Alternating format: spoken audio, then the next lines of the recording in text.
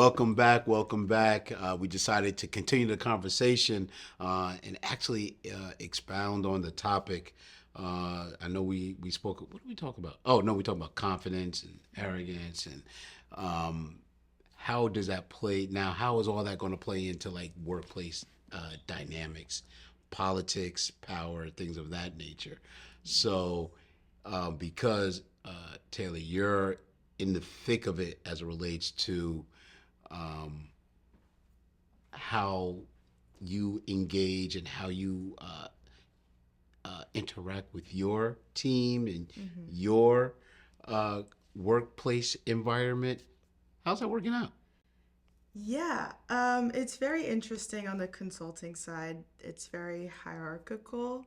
So Mm, you start entry level, well, actually your internship, and then entry level full time, and there's about 6 or 7 roles all the way up from entry to the boss, and you work through that. And it's a very structured performance cycle. mm, So you can only get promoted one time a year.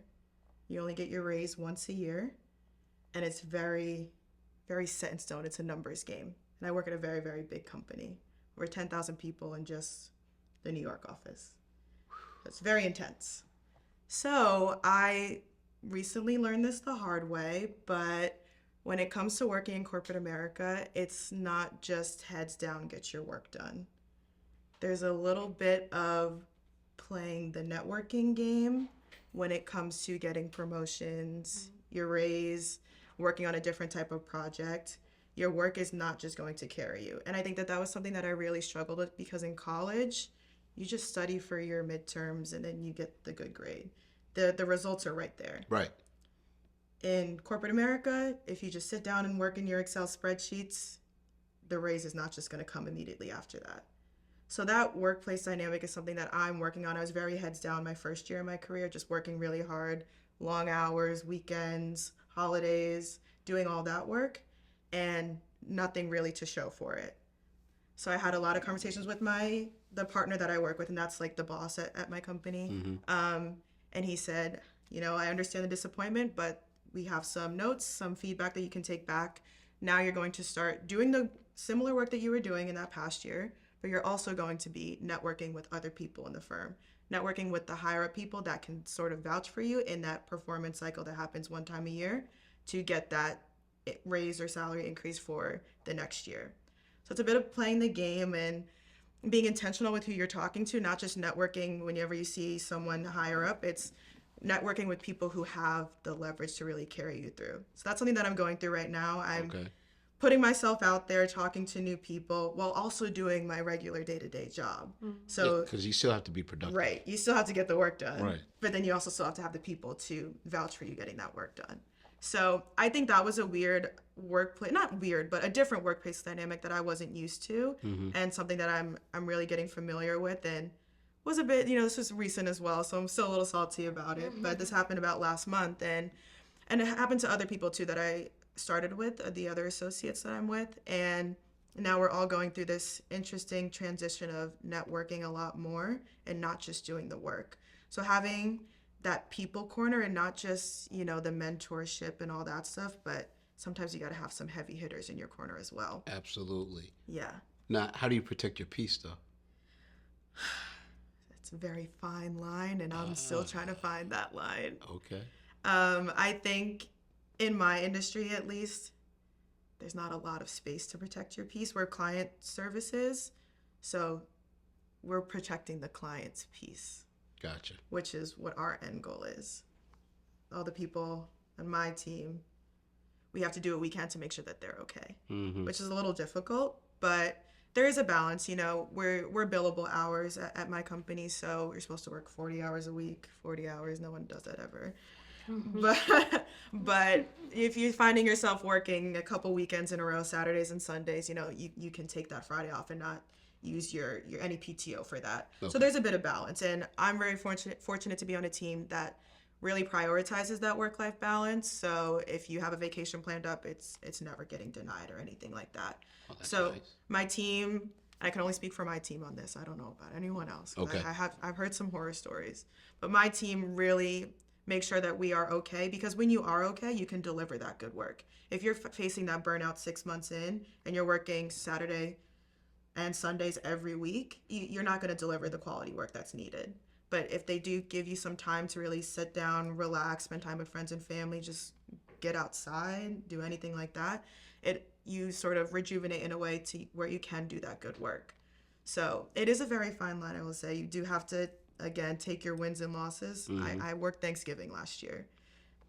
Who wants to work Thanksgiving? Like No one. like Thanksgiving, Like like the Thursday that morning, I was Thursday. working. Yes, everyone was in the kitchen cooking. I was Like the downstairs. turkey was supposed to be. Yeah. My deep frying the turkey. My dad's out there in the garage doing it. I was downstairs in the basement working on my computer. But then my company closes for a week in July. So we're completely off. Everybody's off. So it's those wins and losses. Okay. You take it when you can. Okay. All right. But it's okay. I'm not complaining. Only a little bit.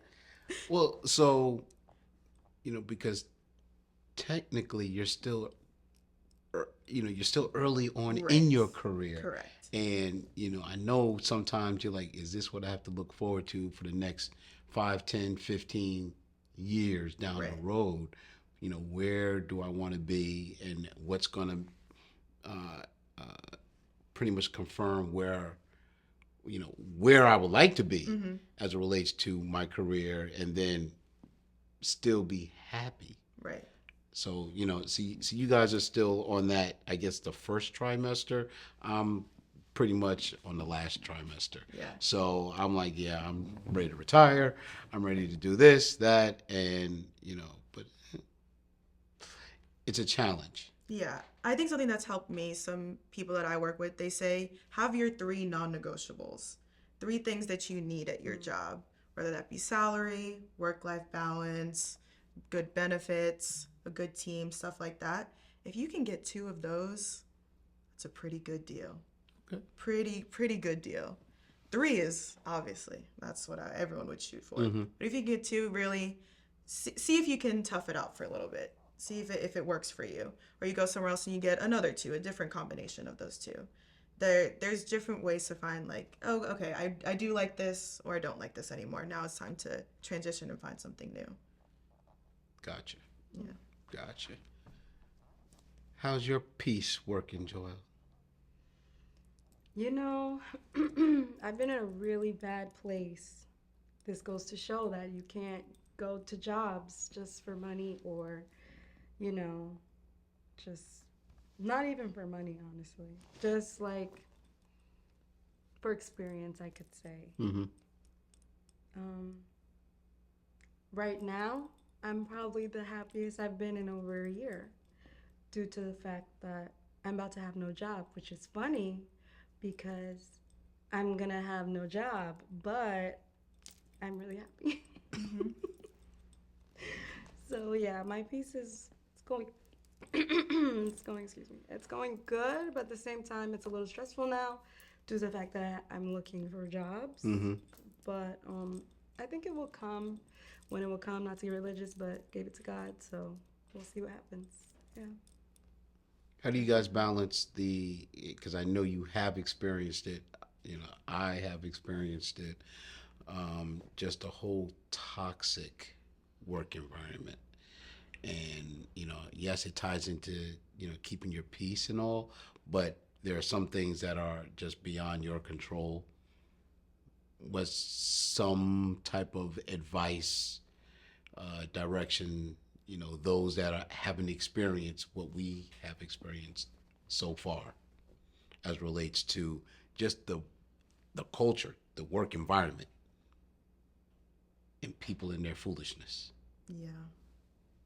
That foolishness will come, and that's sucks. But I think it's really knowing when to speak up. Okay. There's some things that unfortunately you do have to take, and people putting late night meetings on your calendar because you have a deliverable due the next day.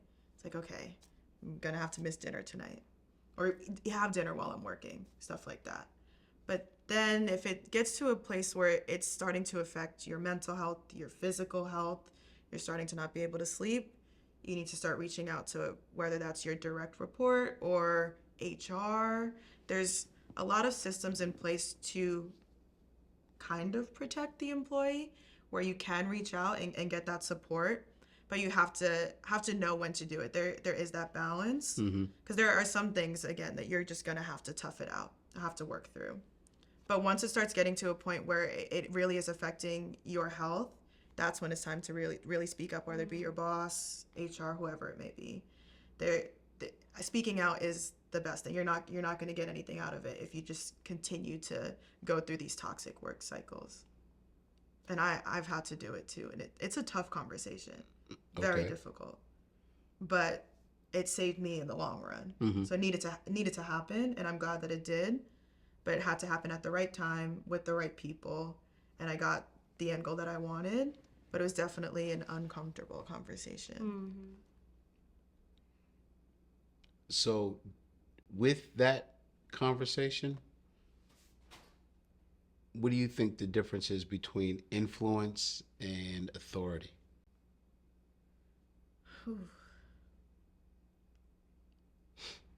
I think that I spun the conversation in a way that was influencing the good of the client. Okay. So I was trying to influence what our project deliverables were.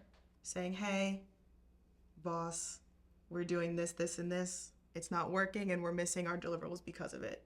We need to restructure our work plan or reframe our resourcing in a way that benefits the client. Because sometimes people will take it more if it's, in the benefit of the company than if it's for yourself. So I think that the conversation that I had, it was more structured in an influencing type of way, trying to influence us to go more so in the right direction. I don't think I'm at the point of my career where I can have that authority conversation yet, but I would love to get there. I think that that's sort of the next steps I'm shooting towards. Okay. All right. Yeah, be here before you know it. What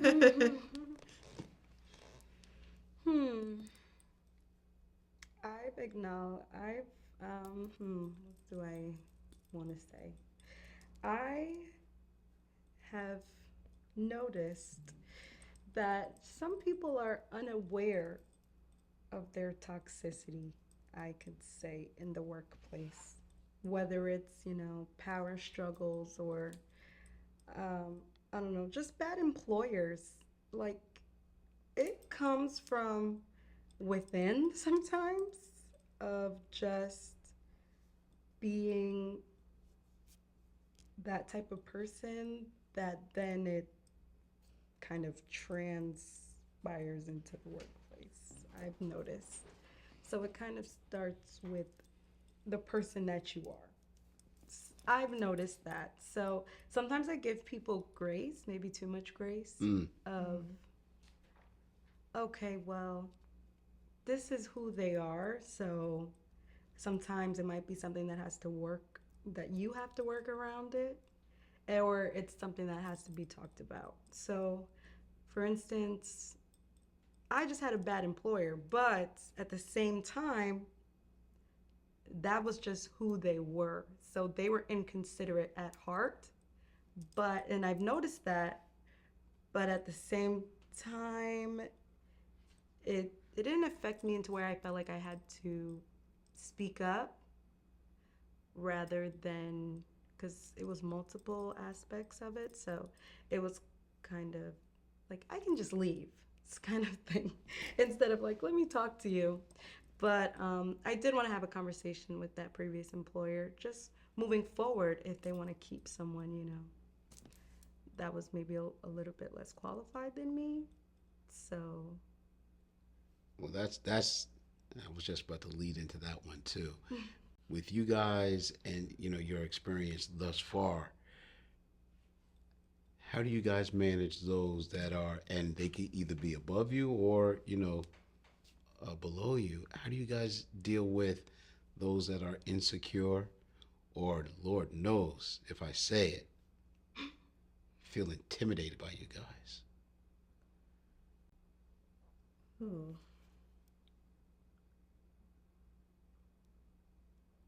Now, keep in mind, you're just there to do your job. Yeah.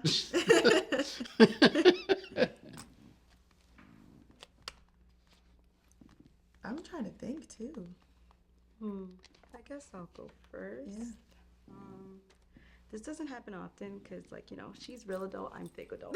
So Not at all. What? you know, you're living your life. You got an apartment, you got a job. You know, I'm feeling like I'm a fake adult. I don't have no bills. See, there's always there's people that are here, and then there's people that are here. You know, just in their same age maybe, but you know, just everybody's journey. But yeah, so I definitely can say recently at this per diem job, having to be persistent in calling people and things like that and checking up on them multiple times when they're not being responsive, especially if they're higher up than you, they'll maybe ignore you or get back and be like, okay, I'll get back to you when I can. But at this certain time, I have a deadline. So I am going to, you know, not badger you, but you may see Joelle Gardner come up in your emails multiple times in 1 week.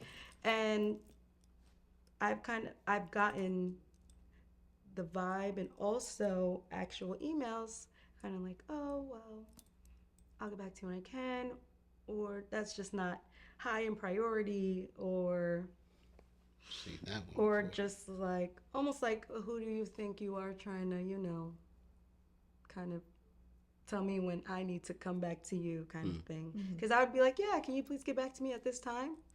Because I know we all have work to do, but at the same time, you have to be considerate of what other people have to do as well. I feel like I am considerate. That's why giving someone a week and a half is, I feel like, a pretty good timeline. That might be too much time, honestly. But yeah, I kind of just had to breathe.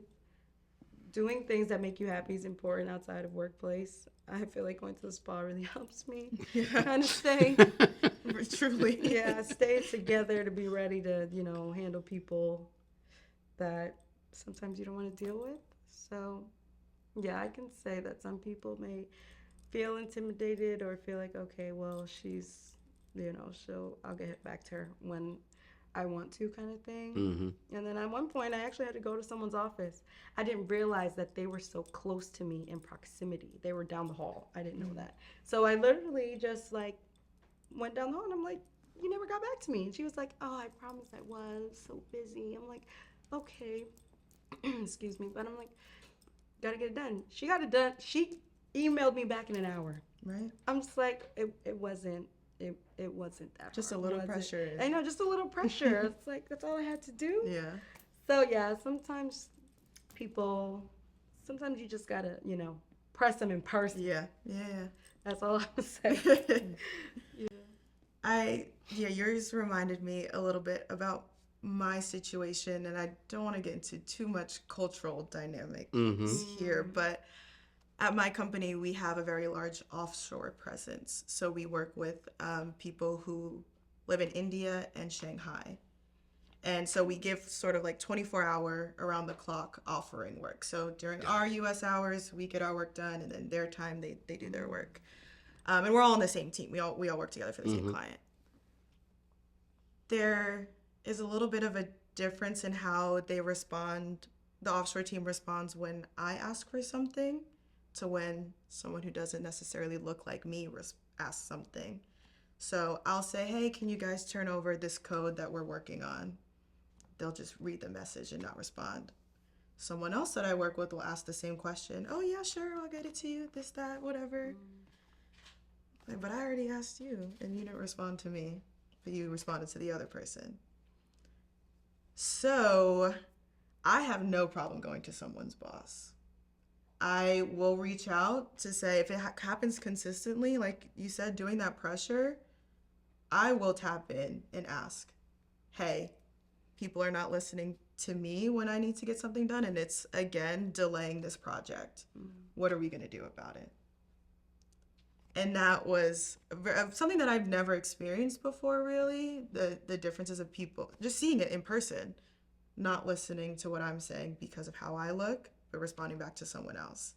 And I've learned through conversations with other people that this is a very common thing that happens. And you just have to raise up, speak up, and say, yeah, you guys got to lock in and just get the work done. Doesn't matter who's asking you to do it, just do it. That was a very, very weird thing for me.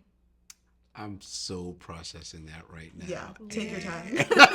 And That was a tough one. that's tough Yeah. because we can only respond in a certain way. Right.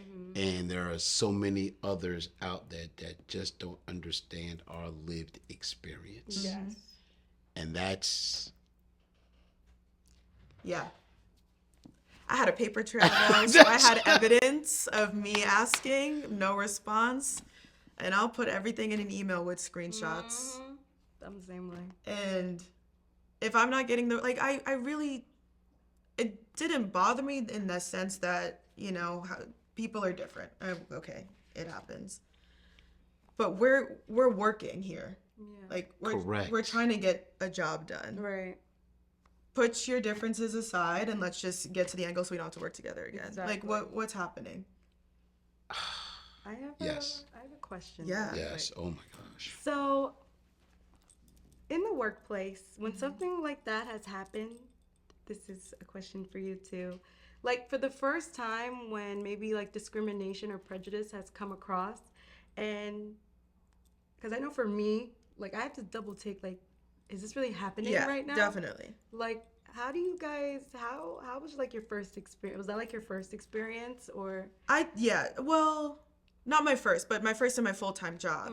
And it was jarring. I don't know how else to explain it. Like it happened in a meeting and I basically like short-circuited. I just didn't know what was going on. Exactly. But one of those situations, I called my mom. Yeah. But Exactly. then, but we also have, which I really like about my company, we have inclusion networks. Okay. Oh, So still? yes, Okay. which Nice. Yeah. yes, we still have them. It's a little downscale just a bit, but we still have them. But I have a really good network of Black professionals at my company that I reach out to for anything, and that was the person who explained to me, this happens all the time. This is what you do. Send the email to their boss. So I had a support system to get me through that scenario. But I think that if I didn't have that inclusion network or my mom to fall back on, I probably would have still been in the same boat now. I wouldn't have known how to navigate, how to move forward with it. It probably just would have been the same thing, me reaching out, no one responding. And it's so unfortunate that it happens. Yeah. But luckily, we did have that inclusion network for me to really figure out how to go about this. And see, and that's the whole point of the Exactly. networks existing. Yes. And it's, I'll never forget, just a few short years ago, one of our, still around, one of our civil rights leaders, he was in the area just giving some words and broke it down just as simple as possible. It's not like we want to take revenge or get revenge. We just want our fair share. Yeah. We just want to be able to coexist and provide for our families and be a positive, influence. And it's just so interesting how others feel that we're such a threat. And it's just like, I'm just trying to accomplish a task here. Yeah. That's all we're trying to do, and I get it, growing up here, as opposed to being, in another part of the world where, the cultures are just different. Yeah. And they just, they don't know what we're truly all about. Yeah. Right. Which is a challenge that, unfortunately, we have to take on our shoulders. And it's is it right? Obviously it's not. But it's always up to us to come up with some form of solution. Yeah. So we won't, lose our heads and lose our minds over this mess. It's crazy. Yeah, it's just another thing on the to-do list at work that you have to keep track of. Right. And it's a pretty long to-do list. Yeah. And then, of course, now with the political climate Of going course. on and, people pulling away, corporations pulling away from that type of, I guess I'll say, out front type of Yeah. network. Um, I I honestly believe that they're not walking away from it in totality. More so, what can it look like moving forward? Because at the end of the day, they still need to support. Backtrack. They still need. They still will want to support their team members Yeah. Mm-hmm. in any way, shape, or form. Mm-hmm. And also the people who are buying or their clientele of those companies too. Like you think about Target, right? We won't get into all that stuff, but the people at Target are losing sales because of how they're Absolutely. acting. Mm-hmm. And they took away that outwardly display, DEI, all of that. And now no one's going to Target anymore. Right. I don't go to Target anymore. Right. Yeah. I don't think still at Target. It's like I was there yesterday. Shame on no. We don't even have a Target near me, actually. But, so I was already part of it. But yeah, that's you have to be supporting the people that's buying your company, the people that work there. Right. That in the States, we are so diverse. It's so counterintuitive to take that away. I don't understand. And I've been trying for, what is it now, 6 months? Oh, yeah. Still losing it. Yeah, and people. And I don't know if people really understood that DEI isn't just black people. Not at all. But they just see it as black. Yeah, It was never intended to be No. exactly. black. Right. It was for the marginalized. It was for those that just needed a voice, Right. and that's A lot of people. a lot of people. Yeah, That's a Except lot for of one people. big group. I mean, Right. it's everybody else. Right. Right. What do you mean? So now, things are, the waters are kind of rough a little bit, but, we still have to move forward. We still have to provide. We still have to make a difference. It's a lot. Yeah. It's a lot. And then, and I think I said, once again, you guys are still being observed. Mm-hmm. Those that are, of course, pouring into you, but then those that are coming after you, your little sisters and little brothers, Mm-hmm. how are they navigating, high school, college, and then their first real job? How do we help them? How do we continue to pour into them? How? This is always interesting.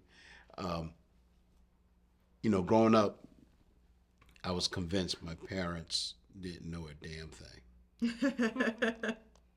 I just didn't, because I knew more than them. Yeah. I just did.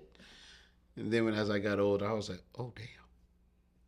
They knew just a little bit more than I thought. And then, now that they're pretty much in the spiritual form now, I know they're looking down.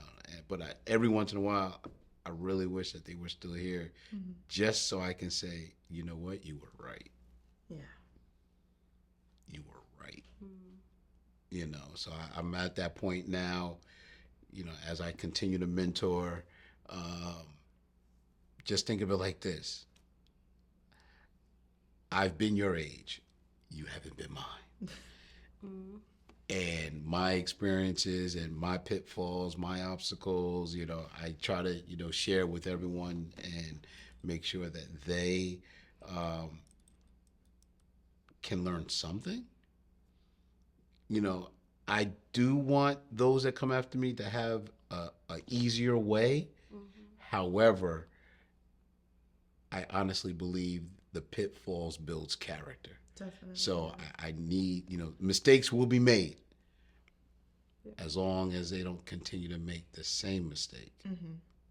So we still have to make sure that those that are, looking at you guys, because there are some of them out there right now. Oh, I want to be just like you.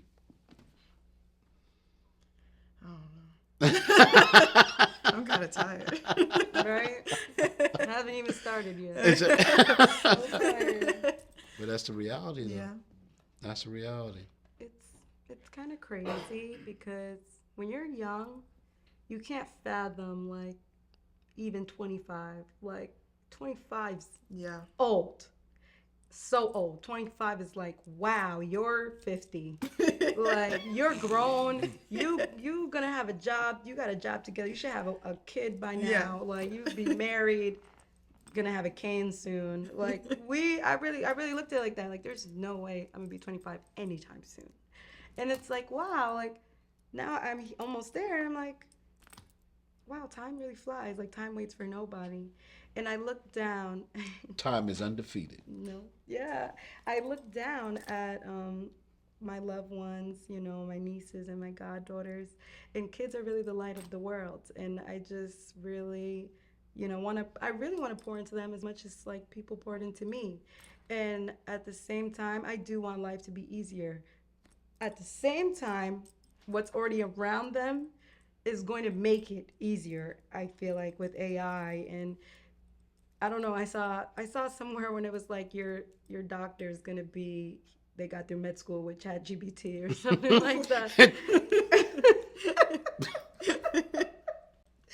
Oh my gosh, let's pray on that one. I know. Let's- Like I don't know. Like everybody wants to be an influencer when they grow up and things like that. So, and it's a real job these days. Like we didn't have influencers when it was our. They're making money. They're making money. Mr. Beast is the first billionaire on YouTube.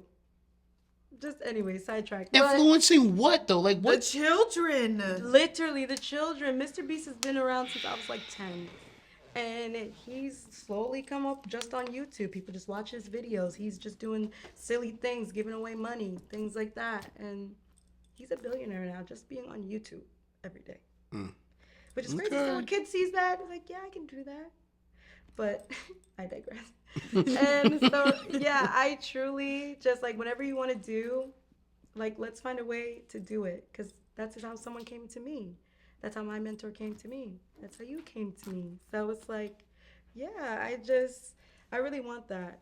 So I want to pour into these kids and, you know, not have them on iPads all the time. Mm, Yeah. say that. Yeah, I think the kids need to be able to listen as well. There's so many people out there with great wisdom, and I wish I told myself this when I was a kid.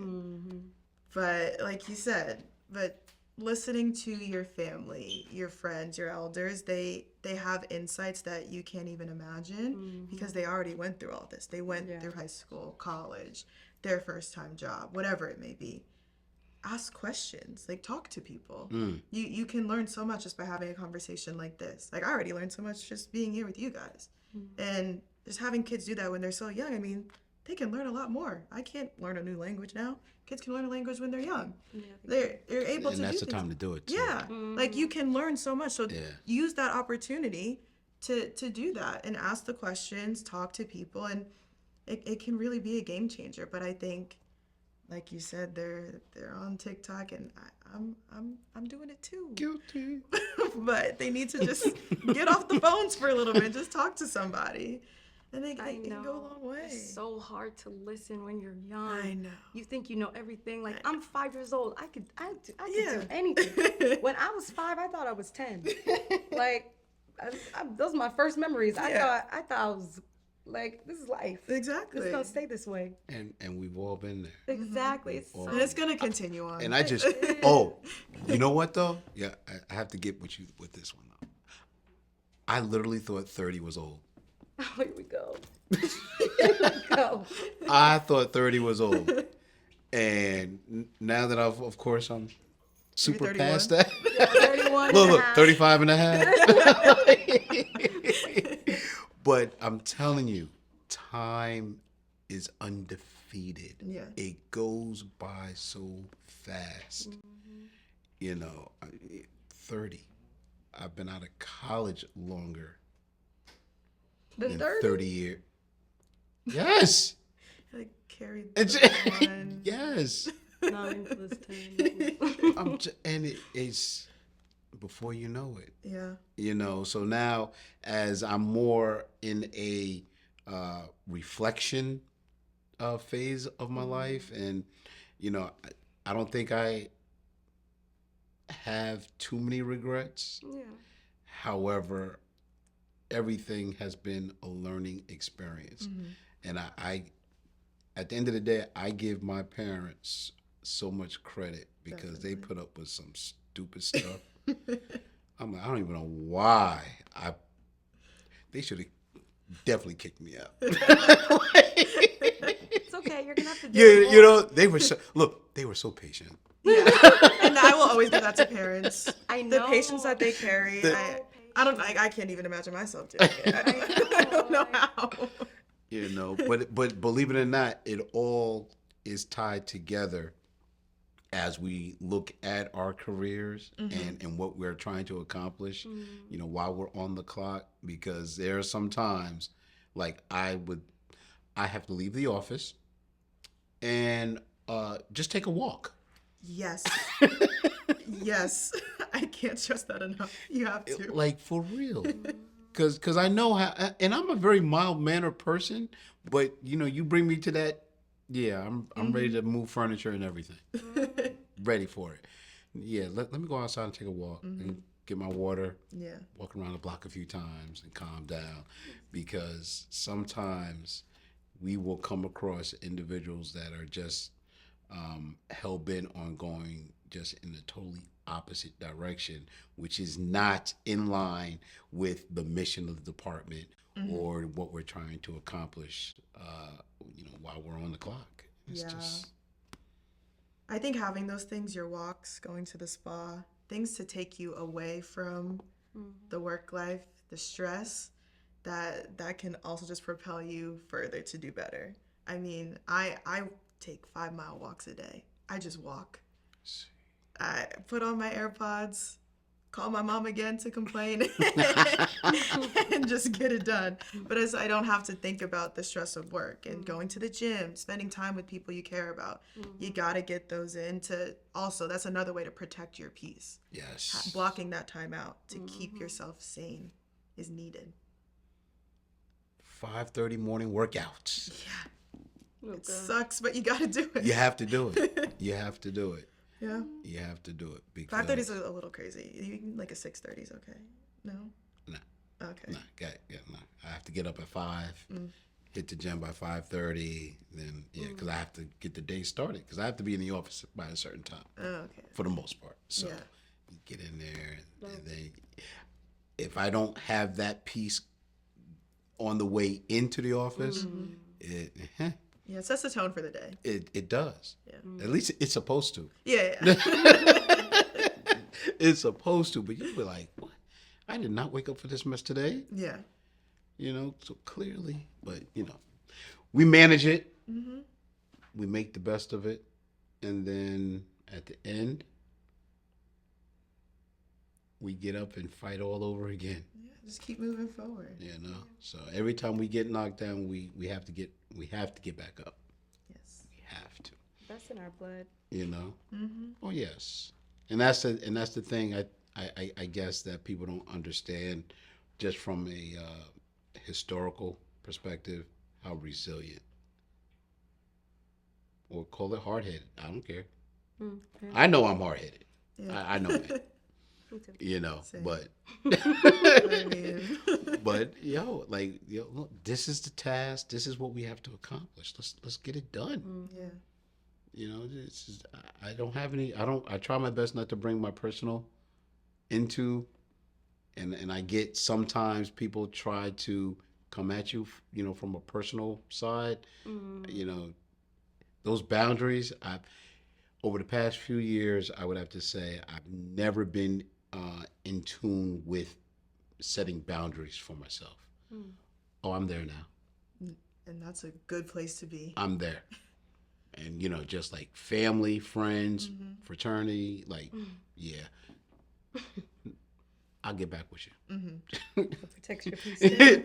Let's protect that your peace. too. Yeah.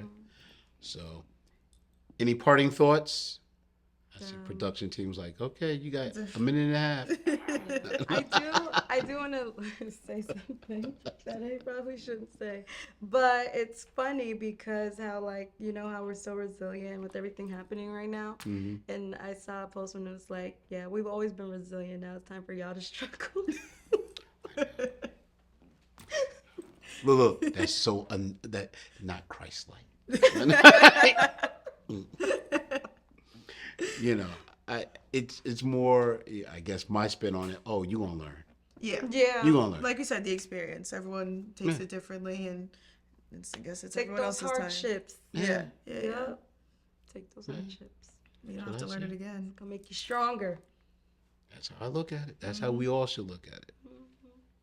Well, thank you for another outstanding episode, another great conversation. We are going to continue protecting our peace. We're going to definitely make sure that we are aware of that fine line of confidence and arrogance, and we're going to continue doing what we do. That's making a difference. So thank you for coming. Thank you for joining us, and we look forward to the next time. Peace and blessings.